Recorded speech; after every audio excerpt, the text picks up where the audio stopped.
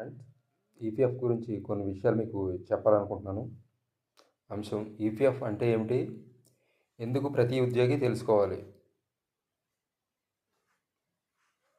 ఈరోజు మనం లక్షలాది మంది ఉద్యోగులకు ఉపయోగపడే ఒక ముఖ్యమైన అంశం గురించి మాట్లాడబోతున్నాం. అదే ఈపీఎఫ్ లేదా పిఎఫ్.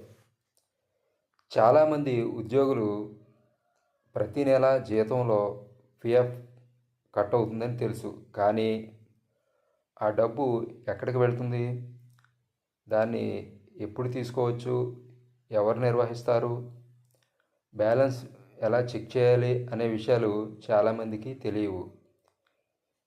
ఈరోజు నేను వీటన్నిటిని చాలా సులభమైన పద్ధతిలో మీకు వివరిస్తాను. మీరు ప్రైవేటు ఉద్యోగైనా, కొత్తగా ఉద్యోగంలో చేరినా లేదా ఉద్యోగం మారినా ఈ సమాచారం మీకు ఉపయోగపడుతుంది. ఈపీఎఫ్ అంటే ఏమిటి? ఈపీఎఫ్ అంటే ఎంప్లాయీస్ ప్రావిడెంట్ ఫండ్. ఇది ఉద్యోగుల భవిష్యత్ కోసం ప్రభుత్వం ఏర్పాటు చేసిన పొదుపు పథకం. దీనిని EPFO, employees provident fund organisation నిర్వహిస్తుంది. మీరు ఒక సంస్థలో పనిచేస్తుంటే, నిబంధనలను వర్తించే సంస్థ అయితే ప్రతి నెల మీ జీతం నుంచి కొంత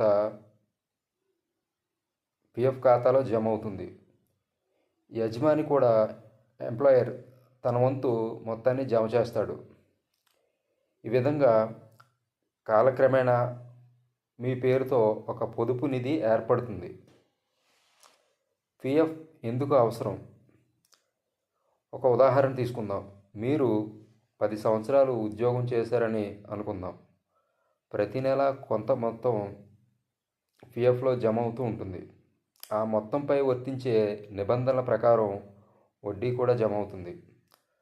భవిష్యత్తులో ఉద్యోగం వదిలినప్పుడు లేదా అర్హత ఉన్న పరిస్థితుల్లో ఈ డబ్బు మీకు ఆర్థికంగా సహాయపడుతుంది. అందుకే పిఎఫ్ అనేది ఉద్యోగి భవిష్యత్తుకు ఒక భద్రత లాంటిది. పిఎఫ్ వల్ల ఉపయోగాలు. పిఎఫ్ వల్ల కలిగే ముఖ్యమైన ప్రయోజనాలు: భవిష్యత్ కోసం పొదుపు. ఉద్యోగం ముగిసిన తర్వాత నిధి అందుబాటులో ఉండటం. కొన్ని ప్రత్యేక పరిస్థితుల్లో పాక్షిక ఉపసంహరణకు అవకాశం వర్తించే నియమాల ప్రకారం. ప్రతి నెల క్రమబద్ధమైన పొదుపు అలవాటు ఏర్పడుతుంది. ఈపీఎఫ్ఓ అంటే ఏమిటి? ఈపీఎఫ్ఓ అనేది ఎంప్లాయీస్ ప్రావిడెంట్ ఫండ్ ఆర్గనైజేషన్. ఇది భారత ప్రభుత్వ కార్మిక మరియు ఉపాధి మంత్రిత్వ శాఖ పరిధిలో పనిచేసే సంస్థ.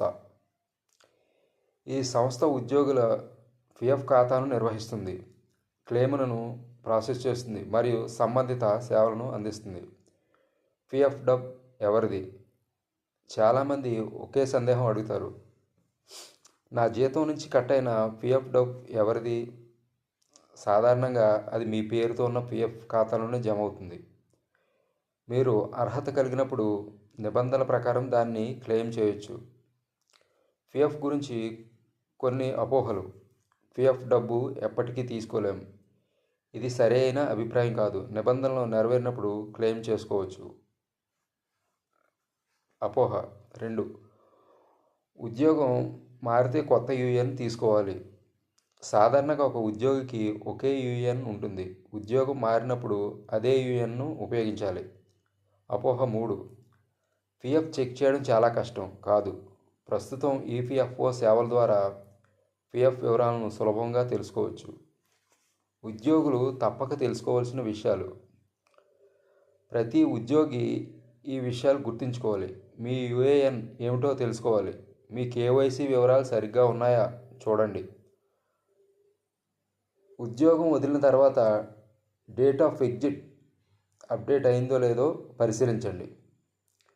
పిఎఫ్ బ్యాలెన్స్ను అప్పుడప్పుడు చెక్ చేయండి.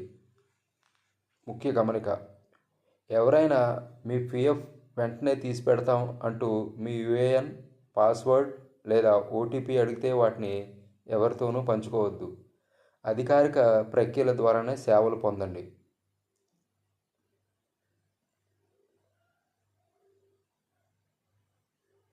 ఈరోజు ఈ భాగంలో మనం ఈపీఎఫ్ అంటే ఏమిటి, అది ఎందుకు అవసరం, ఈపీఎఫ్ఓ పాత్ర ఏమిటి, పీఎఫ్ వల్ల కలిగే ప్రయోజనాలు వంటి ప్రాథమిక విషయాలు తెలుసుకుందాం.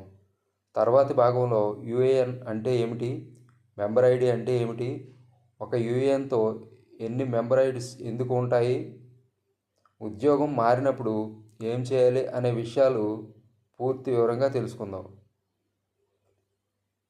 ఈ అంశం మీకు ఉపయోగపడితే లైక్ చేయండి, షేర్ చేయండి. ఇంకా మీకు పీఎఫ్ గురించి ఏమైనా సందేహాలు ఉంటే కామెంట్లో అడగండి. ధన్యవాదాలు.